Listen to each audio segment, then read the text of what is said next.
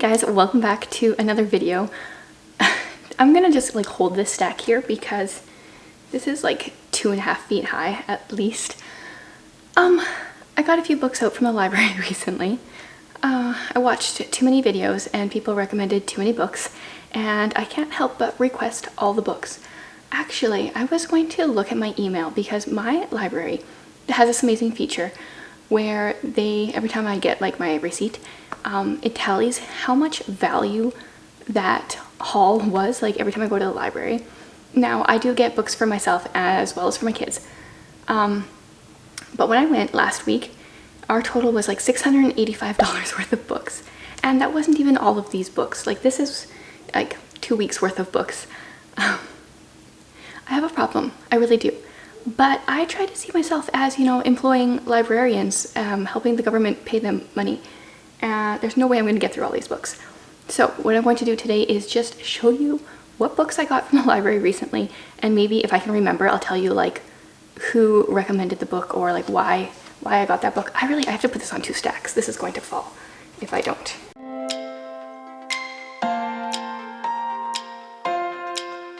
Okay, there, that will make that so much easier.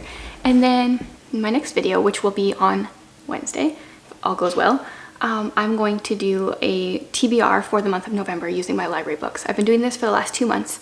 I do my regular TBR, which is already live, and then I do a library TBR. That way I make sure to read both books that I own, as well as books from the library. And I am prioritizing my own books. I'm picking more books from there each month and less from the library, but I'm definitely not requesting any less from the library. I even cleaned off an entire shelf here so I have a place to put these books after I talk about them because there's just so many. Okay, so let's dive in. Book number 1 here. This is Bronte. This, I believe, is just a collection. Oh, this, I thought it was poetry from all the Brontes, but this is actually just Emily Bronte, who, like, she's the one that wrote Wuthering Heights, right? I'm pretty sure. I figured this would be like a really good read for this time of year because she's, at least from Wuthering Heights, she writes atmosphere so well. I thought this would be a really good read. And I don't read a ton of poetry, but I do try to read a little bit.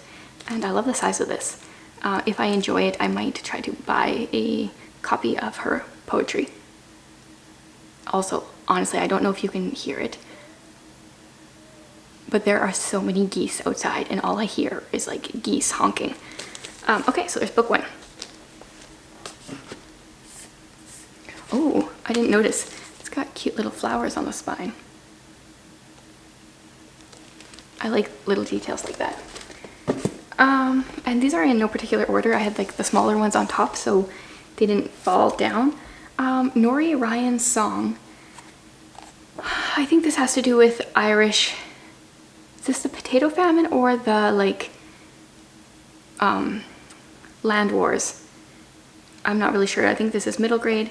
I think it was recommended to me after I picked up Only the River Runs Free. And I also read something else, a free verse novel at the beginning of the year called Only a Slip of a Girl that also dealt with this time period. So it's middle grade. It would be a fairly quick read. Yeah, that's gonna happen.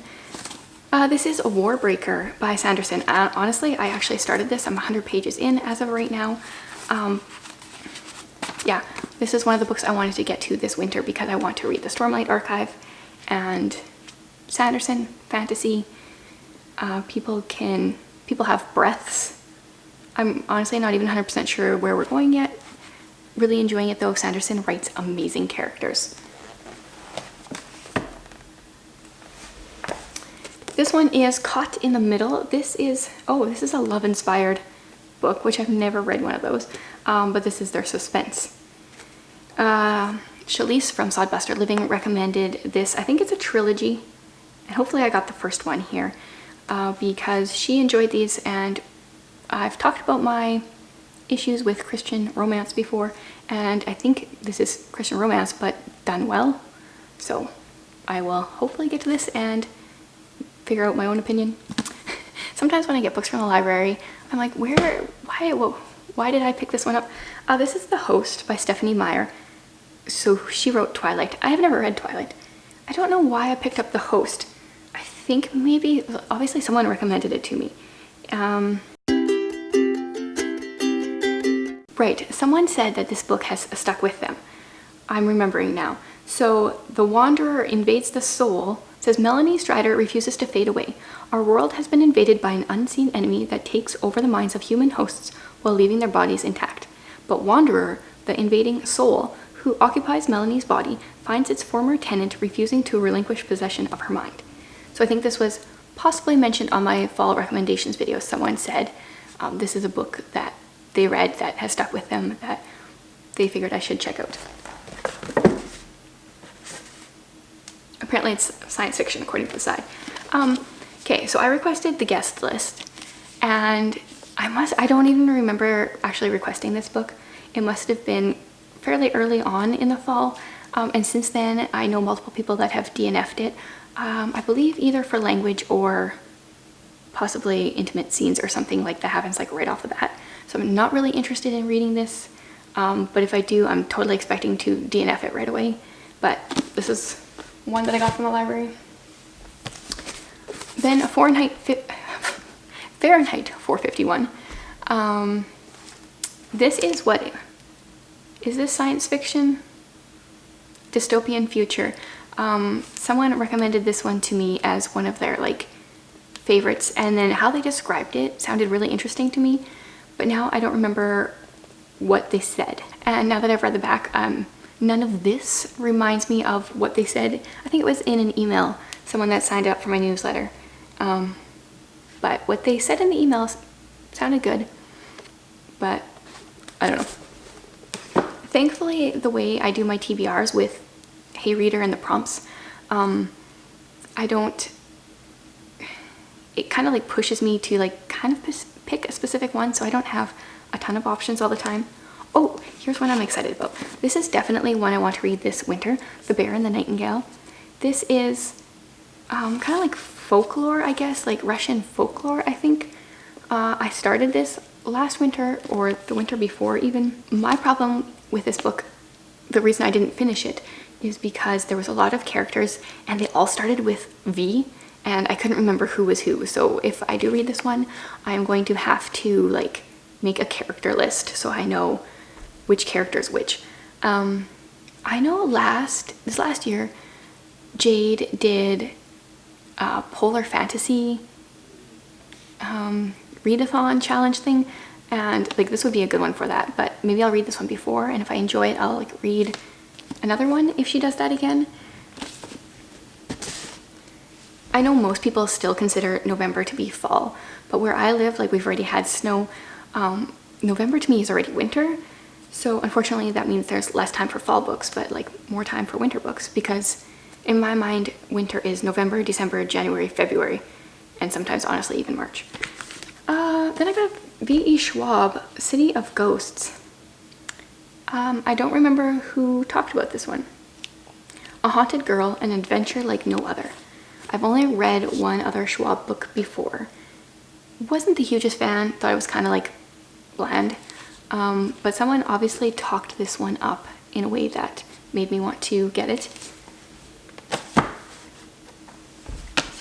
Then Oshina made a list of all the thrillers that she's read recently. Some of them were like not so good recommendations. I think she the guest list was like not a good one, but then there was some good ones, and I pretty much went and requested every single good one that she mentioned, and I believe The Hanging Girl was one of them, or at least Eileen Cook was an author. Oh, Eileen Cook, did she write Without or With Malice or whatever that one is? I read that one. Now I have to see. Oh, it doesn't say. Anyway, this one sounded interesting. 17-year-old Sky Thorne has given tarot card readings for years in her small Midwestern town. When the town's golden girl, Paige Bonnet, goes missing. Oh, yes. Okay, so this girl pretends to be psychic, but then something happens and she actually, people think she is. It kind of reminded me of the show Psych. Although the whole like tarot card thing, it's like as a Christian, I don't really agree with that, believe in that. at the same time, she's doing it not to be realistic, so I don't know. Not sure where I fall on that one. Oh, and then, so I accidentally bought, or was it used? I think I got it from the library. The book that comes before this. This is Randy Alcorn's Heaven, and I got book 2 because I found it somewhere, and everyone said you gotta read book 1 first. So I got out Heaven, but like, this is a huge book. So, oh, I didn't realize this. I thought these were like fiction books, at least the other one. Apparently these are like nonfiction. There's all these like, will Earth's places be resurrected to the new Earth? What will nature be like? What is our hope of living without sin? Will we know everything? Will our bodies shine? So this is actually like all about heaven. I totally thought this was fiction. Then I finally requested the Hazelwood. I think this is fantasy as well. 17-year-old Alice and her mother have spent most of Alice's life on the road, always a step ahead of the uncanny bad luck biting at their heels. But when Alice's grandmother, the reclusive author of a book of pitch-dark fantasy tales, dies alone on her estate, Alice learns how bad her luck can really get. I just really love the cover of this. I think it's got like pretty bad reviews on BookTube. At least the ones that I watched, no one was really that impressed. But the cover kind of just kept calling me, so I figured the library, if I don't like it, I can like quit it. And then no harm done there. This one, No Exit. I do believe this was from Oshina's list.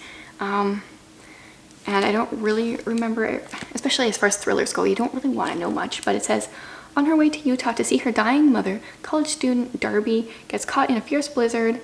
With roads impassable, she's forced to wait out the storm with no cell phone. Then she goes back out into the storm and makes a horrifying discovery. In the back of the van, parked next to her car, is a little girl locked in an animal crate. Yeah, I don't want to read any more than that. Interesting, okay. On to the next stack.